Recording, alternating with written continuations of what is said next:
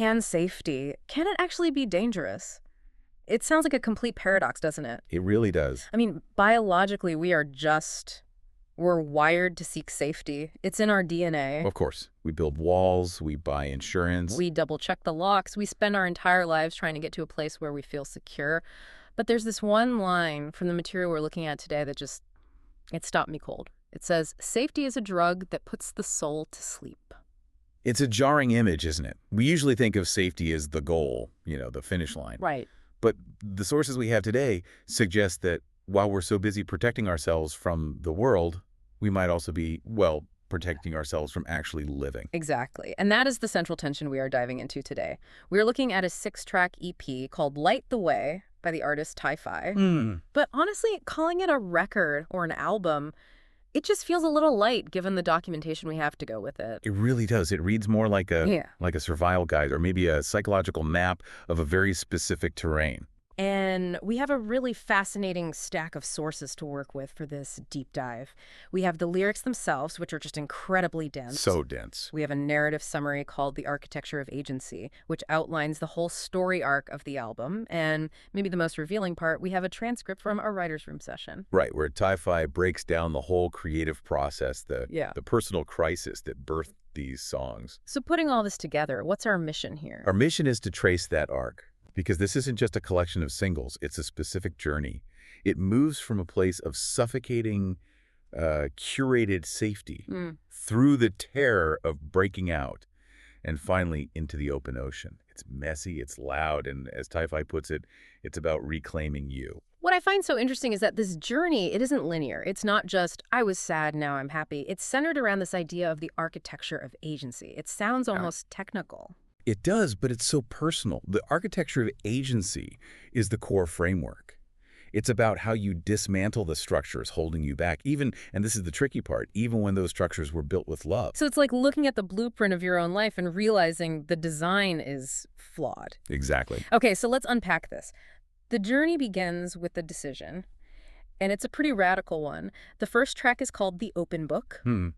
And right out of the gate, Ti-Fi is just flipping the script on privacy. In the writer's room transcript, Ti-Fi calls this song a contract signed with myself. The whole theme here is transparency.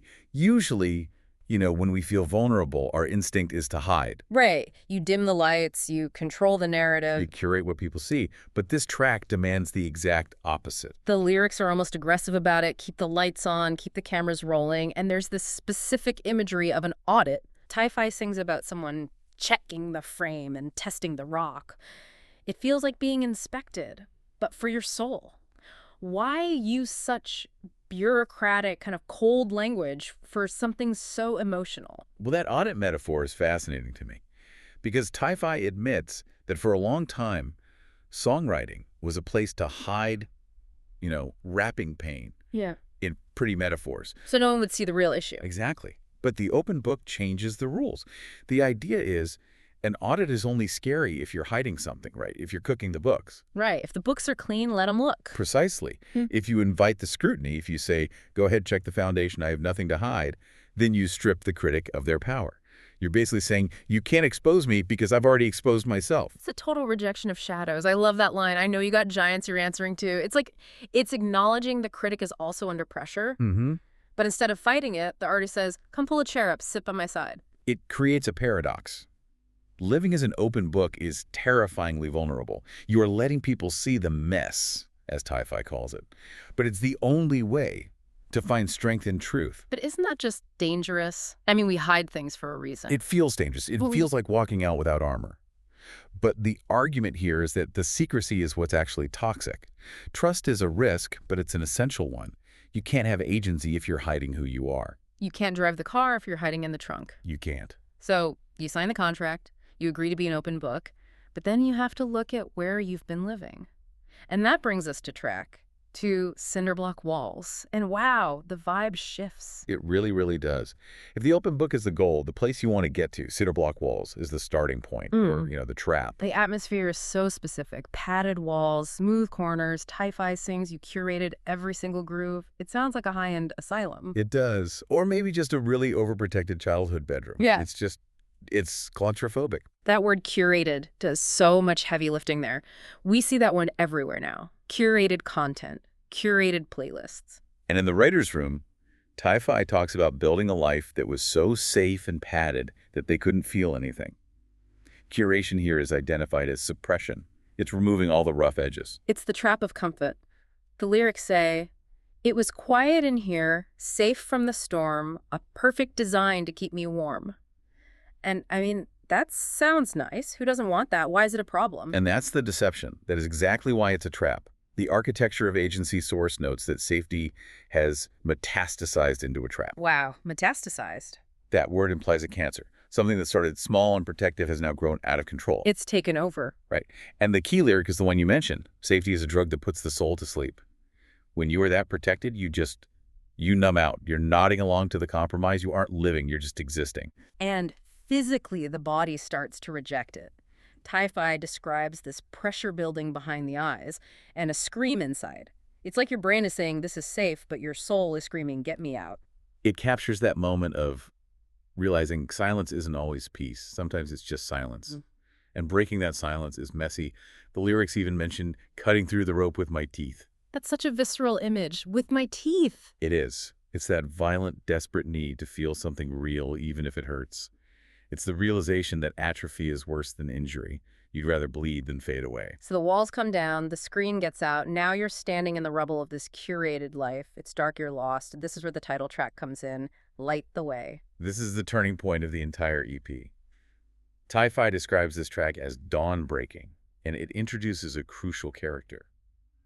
The mentor or the guide. But, and this is a huge distinction that I think we need to highlight, this isn't a song about being saved. No, and that is so vital. If this were a standard pop song, the chorus would be, "You came and saved me." But the lyric is, "You didn't drag me, you just lit the spark." I want to pause on that. You didn't drag me. Because how many times do we just wait for someone to drag us out of our mess? We want a savior. But a savior creates dependency. This whole architecture of agency idea is about autonomy. If someone drags you across the finish line, you haven't actually run the race. Ti-Fi sings, "You didn't save me, I saved myself, but you were the book upon the shelf." The mentor is a resource, a lighthouse. Right, a lighthouse. A lighthouse doesn't run out and pull the ship to shore. It just stands there, shining a light so the captain can see the rocks. Exactly. The captain still has to steer the ship. The artist moves from being locked inside the gray to learning the lesson and studying the craft. It's active. It's about taking the tools someone offers and doing the work yourself. It's the difference between someone giving you a fish and, I don't know, someone showing you where the fishing pole is and you have to pick it up. And realizing you have the strength to pick it up. There's a great line, "You push me harder than I push myself." Yeah, you see the wealth inside my mental health. It's seeing the struggle not as a deficit, but as a resource.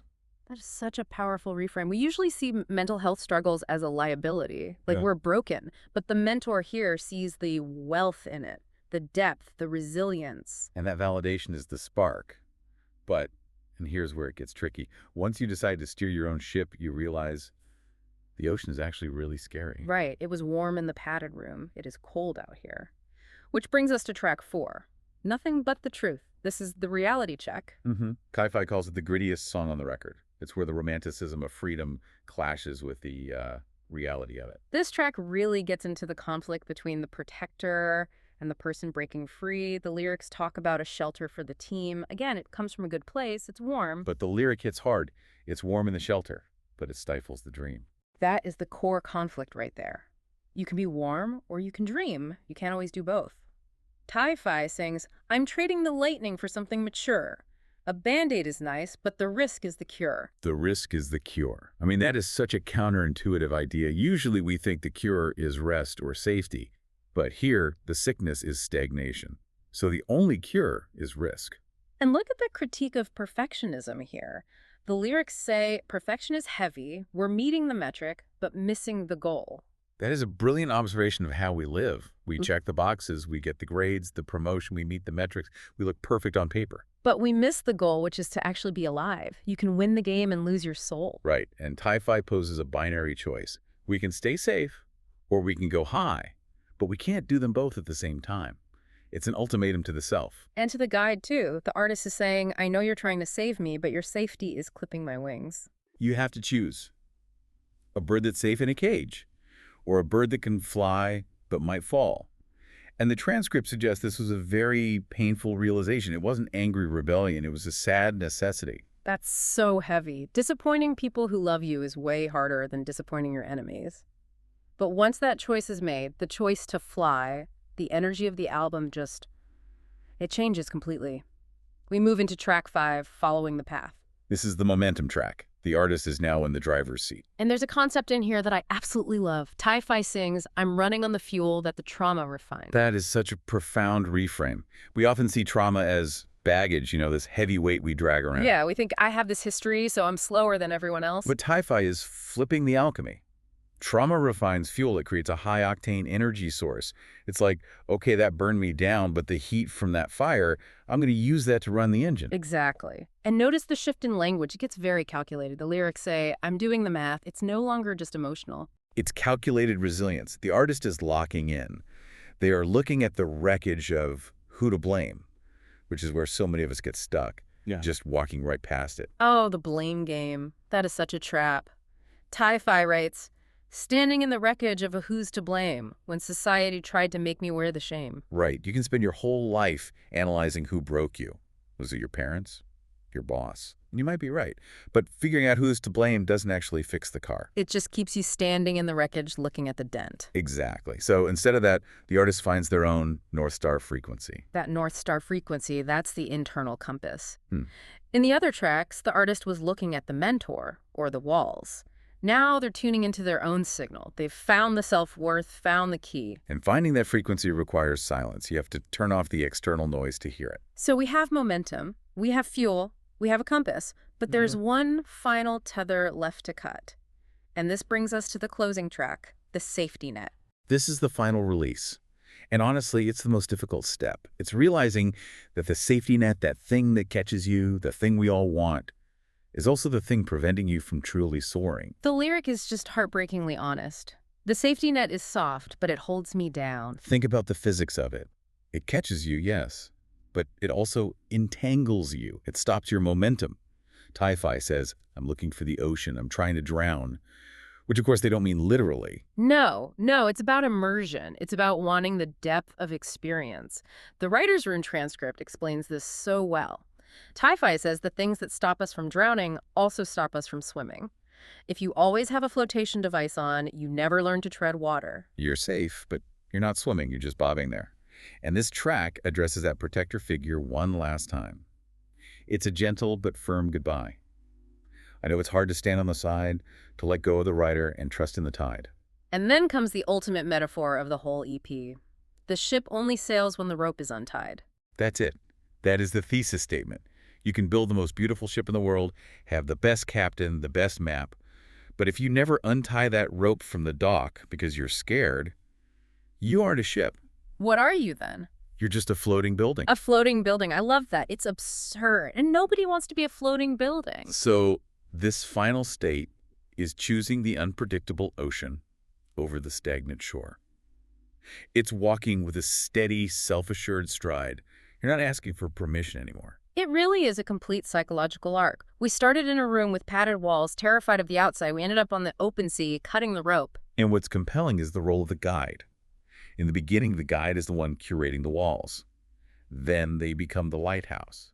And finally, they're just the person on the dock waving goodbye. It's moving from being guided to becoming the guide of your own life. Exactly. And Ti-Fi is clear. This isn't about discarding people. It's about rewriting the rules. You can still have those people, but the dynamic has to change from dependency to partnership. Looking back at the open book, that first track, it feels different now. Keep the lights on. At the start, it felt like a challenge to critics. By the end, it feels like a celebration. Like, keep the lights on because I want to see where I'm going. It's the difference between being interrogated and being illuminated. The source of the light didn't change, but the artist's relationship to it did. And that reframing of trauma, running on the fuel that the trauma refines, that is going to stick with me. It's such a practical way to look at hardship, not as a deficit, but as a distillation process. It made the fuel more potent. It connects back to that idea of the audit. If you let the trauma be audited, if you look at it clearly, you can extract the value from it. You can do the math. If you hide it, it just festers. So what does this all mean for us, the listeners? I mean, we aren't all releasing 6-track EPs about our psychological breakthroughs. Well, we apply it by recognizing that we all have cinder block walls somewhere. Maybe it's a job that's safe but soul-crushing. Maybe it's a relationship where we're nodding along to the compromise. Or maybe it's just that internal perfectionism, that shelter we build that stifles our dreams. We're so busy meeting the metric that we've forgotten the goal. Precisely. The question Ti-Fi forces us to ask is, where's the rope? What's the thing that's keeping us tethered to the dock? And are we brave enough to cut it? Even if we have to use our teeth, that's the terrifying part. It implies it isn't easy. There's no eject button. You have to gnaw through it. You have to risk the wind and rain. But the alternative is the drug that puts the soul to sleep. And I think Ti-Fi makes a compelling case that waking up, even in a storm, is better than sleeping through your own life. It's a choice between the Band-Aid and the cure. A Band-Aid is nice, but the risk is the cure. That line should be on a billboard. It just sums up so much, doesn't it? We love the Band-Aid, but we need the cure. Seriously. So as we wrap up this deep dive, I want to leave you with a thought. Ti-Fi talks about the North Star frequency, the signal that beats in your heart when you finally stop listening to the noise. It's the signal you hear when you turn off the curated grooves. Right. So take a look at your life this week. Look at the places where you feel most comfortable, most safe, and ask yourself, is this a foundation? Or is it a net? Is it holding you up? Or is it holding you down? Because, like Ti-Fi says, the ship only sails when the rope is untied. Maybe it's time to find a knife. Or maybe just use your teeth. Yeah. And light the spark. Thanks for diving in with us. We'll see you on the next one.